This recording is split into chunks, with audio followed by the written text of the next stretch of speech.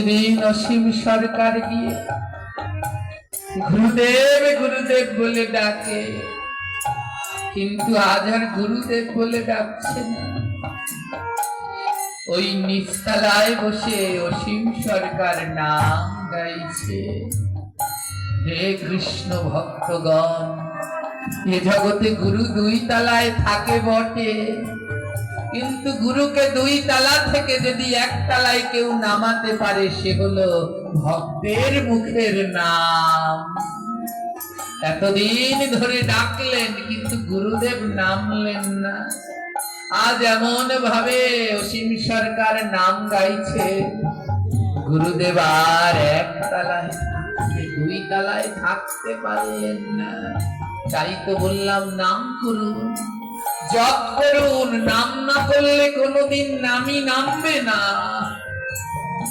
1 বছর ধরে গেল কিন্তু নামলেন না। আজ ওই নাম শুনে বাবা পাগলার থাকতে পারলেন না, 2 তলা থেকে নেমে আসছে।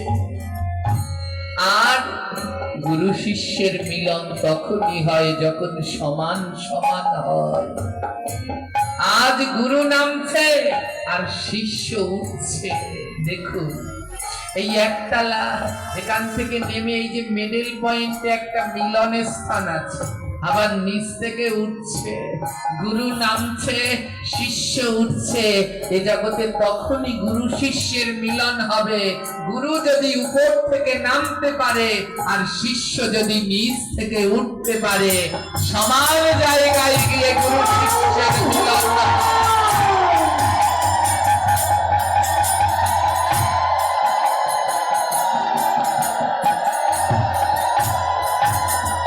এই লাইনের অর্থ বোঝেন?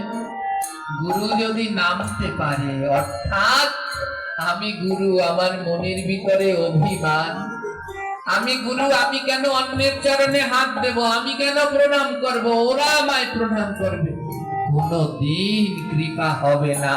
গুরু নিচে নামো। আর শিষ্যকে উঠতে বলেছে, তবে 2 তলায় নয়, ওই মধ্যখান পর্যন্ত যাও। বলে ভজন করে তুমি উপরের দিকে ওঠো।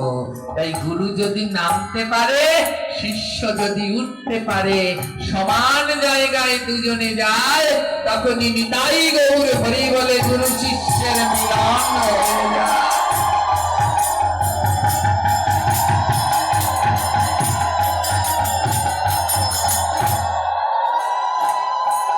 আজ বাবা পাগলা নেমে আসলেন।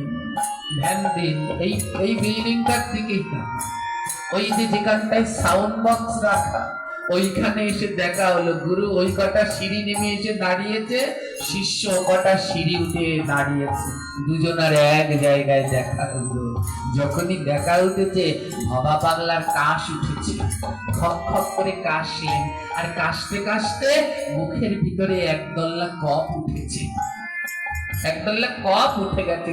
ধ্যান দিন, মাকে কথা বলবেন না, মন দিয়ে শুনুন।